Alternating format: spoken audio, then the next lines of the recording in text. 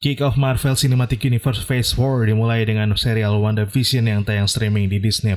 Sudah 4 episode sejak penayangan perdana pada pertengahan Januari lalu. Saya sendiri baru berlangganan Disney+ begitu WandaVision tayang, dan saya yakin saya nggak sendirian. Nyatanya WandaVision emang hype banget, dan setelah 4 episode, hype-nya makin kerasa.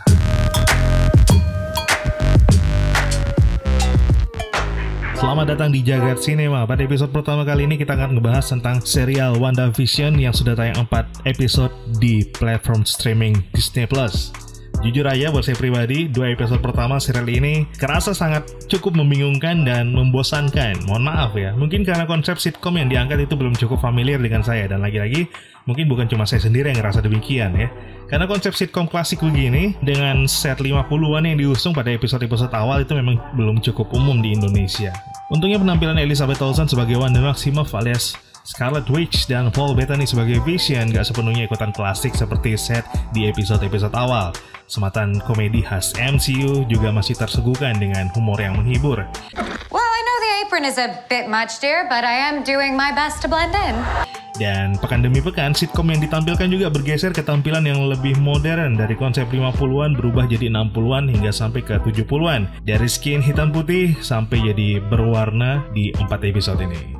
Yang mana ini memungkinkan saya untuk menyaksikan kecantikan Elizabeth Olsen secara lebih detail, meskipun busana-busana yang dikenakan sejauh ini belum seterbuka penampilannya di film-film MCU yang lain.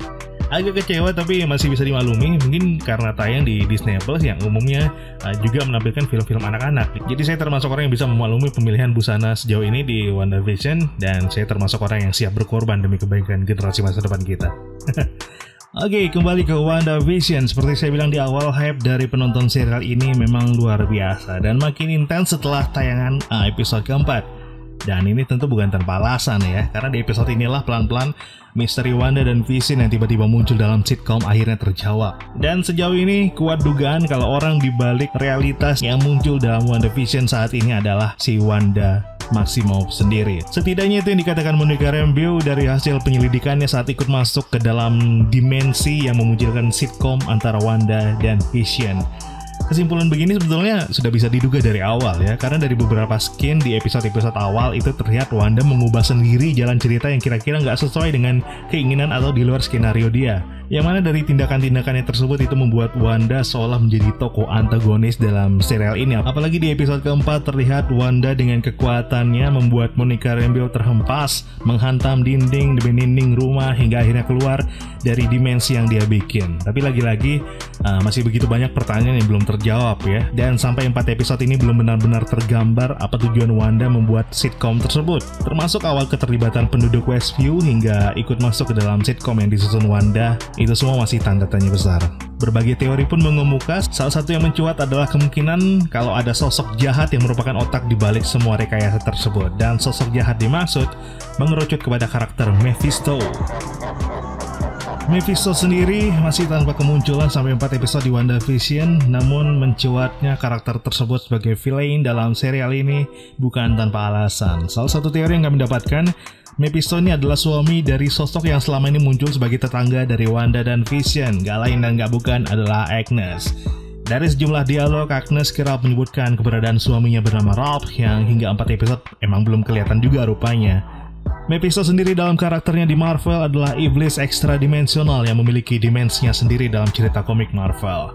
Memiliki penampilan dengan kulit dan pakaian yang seluruhnya berwarna merah. Pada dasarnya, Mephisto dalam komik Marvel digambarkan sebagai sosok iblis, dikenal sebagai penipu yang kuat dan memiliki banyak riwayat dengan para pahlawan-pahlawan Marvel termasuk Scarlet Witch. Dalam komik Marvel, Scarlet Witch diceritakan pernah tanpa sadar menggunakan pecahan jiwa dari Mephisto untuk secara ajaib mengandung anak-anaknya bersama Vision, yang mana anak-anak dimaksud merupakan sepasang bayi laki-laki kembar bernama Tommy dan Billy, persis seperti yang muncul di episode 4 WandaVision.